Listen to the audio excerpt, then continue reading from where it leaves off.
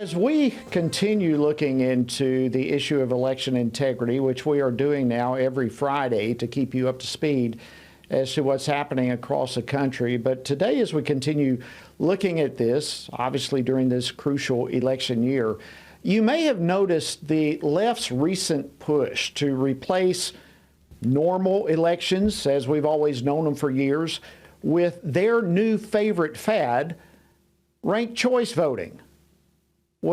Despite what some of the advocates are claiming about ranked choice voting, I can assure you this will prove to be an absolute disaster as it relates to elections. And joining me now to explain more of this and to break it down so that we can all wrap our brains around it more effectively is Honest Elections Project Vice President Chad Ennis. Chad, thank you so much for joining us on Washington Watch. Great to have you. Yeah, thanks for having me, Congressman. Great to be here. Well, it's an honor to have you. And, you know, it's scary to me, everything I've read and studied and followed about this whole issue of ranked choice voting. In some places of the country, it continues to build momentum. So why don't we start just how does ranked choice voting work? And, you know, why is this the left's new election fad? Well, it's the new election fad. It's because it's like when you're a kid and you're playing a game with someone and you keep losing, so you change the rules so you can win. And that's what the point is with ranked choice voting. Ranked choice voting is just fundamentally different than normal voting that we've been doing for our entire lives. In ranked choice voting, instead of voting for one candidate, you rank them in order of preference. So for example, if you were voting in the presidential primary for Republicans, you might rank Donald Trump number 1, Nikki Haley number 2, Ron DeSantis number 3, Chris Christie on down the line. And then what happens is you count the votes, and whoever comes in last, if no one gets a majority, no one gets over 50% plus one, you go through and you start eliminating candidates. So you eliminate the bottom vote getter. Let's say that was Chris Christie. And then his second choice votes are redistributed, and they run the count again and again and again until someone gets 50%. It's really cumbersome to administer. It's really cumbersome to actually vote in, and it's just a bad idea.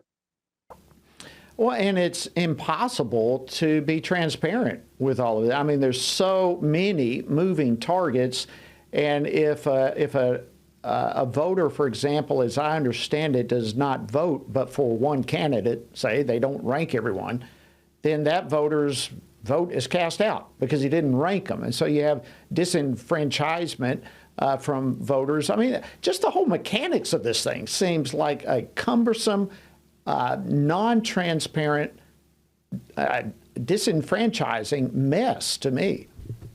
Yeah, and that's absolutely true. That's exactly what we saw in Alaska, and why Alaska now has a Democrat for state representative. You had it was a three-way race with two Republicans, Sarah Palin, Nick Begich, who in the first round got close to 60% of the vote.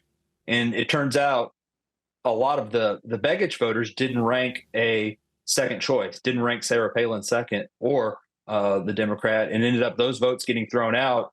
About 11,000 votes ended up turning the race, and the Democrat won. In a red state like Alaska, now has a Democrat for a representative. Well, and like you said, that goes back to your initial comments. If you can't win the regular way, just keep moving, changing the rules until you do win. This would also, we already seem to have so many problems with delays in getting an answer for election night. It seems to me this would just delay the outcome even longer. Is that a concern? Oh, it's a major concern. You've seen in Alaska, they took over 2 weeks to get results in. In the New York City council races and mayor races, those also took over 2 weeks. Problem is, or one of the problems, is you have to wait until all the votes get in before you can even start counting at all, because you have to eliminate folks. So those mail ballots that take a little bit to get in, you have to wait for them all to get in, because you can't start eliminating and going through that process of redistributing votes until every single provisional ballot, mail ballot, all those things are sitting in front of you. And not to mention the complexity of actually doing the count and doing the eliminations. Well, and the whole idea of voting and what our Constitution gives us in the law, it is one voter, one vote. And now we're talking multiple votes, an absolute confused system where people are pulled out, voters are not counted. It's just an absolute mess. Well, listen, we're almost out of time. Let me. Your organization is going to be in Georgia for a big event next week, Honest Elections, joining with other partners. Tell us to deal with this issue. Tell us about that real quickly. Yeah, we're having an event. We actually do these across the country since basically Ranked Choices voting is coming to you wherever you are. So we're doing these across the country. Our next one's in Georgia. And really what we do is explain ranked choice voting to folks. And really, once they hear about what it is, most people do not like it. Where can people go to find out where that event, where's that going to be? Where can people find out? Our time's running out. That event is outside of Atlanta, and I believe your organization, we should have flyers up there. You can go to our website, yeah, FRC will be there. Okay. So a lot of different organizations will be there.